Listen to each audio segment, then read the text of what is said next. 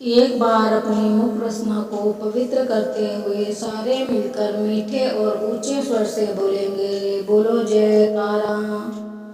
बोल मेरे श्री गुरु महाराज की जय। श्री पंचम पातशाही जी के वचन हैं। यह जो श्री आनंदपुर दरबार है, यह गुरुमुखों का दरबार है और गुरुमुख ही यहाँ निवास करते हैं।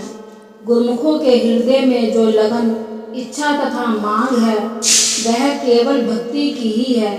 भक्ति के अतिरिक्त अन्य कोई आकांक्षा गुरुमुखों के हृदय में नहीं हुआ करती और दोनों भी और होनी भी नहीं चाहिए। इसी अभिलाषा तथा मांग को लेकर गुरुमुख जन इस दरबार में आए हैं और आते हैं।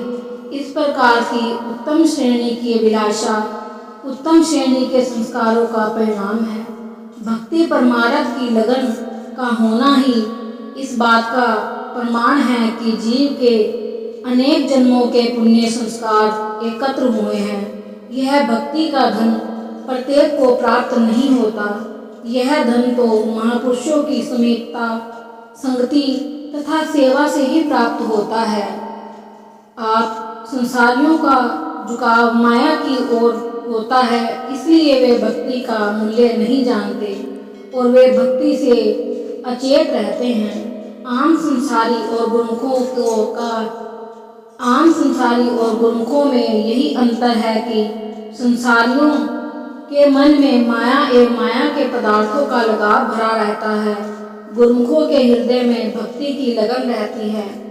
दोनों के विचारों और दृष्टिकोण में विभिन्नता है, इसीलिए दोनों का क्रियात्मक जीवन भी एक दूसरे से भिन्न होता है। आम संसारी जिन वस्तुओं की इच्छा करते हैं, गुरुमुख उन इच्छाओं के जाल से मुक्त होने का यत्न करते हैं, क्योंकि गुरुमुख जान चुके हैं कि माया के ये सब पदार्थ अनित्य एवं नश्वर हैं। इनसे प्राप्त होने वाला सुख भी अनित्य एवं अस्थायी है। इनसे चित्त लगाने का परिणाम सिवा कष्ट, क्लेश, चिंता के और कुछ भी नहीं। अल्प समय के लिए अस्थायी सुख की झलक दिखाकर ये माया के पदार्थ विलंग हो जाते हैं।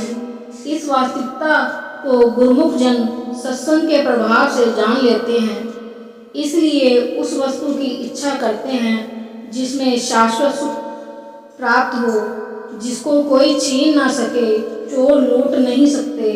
वह धन कौन सा है? वह नाम भक्ति का धन है।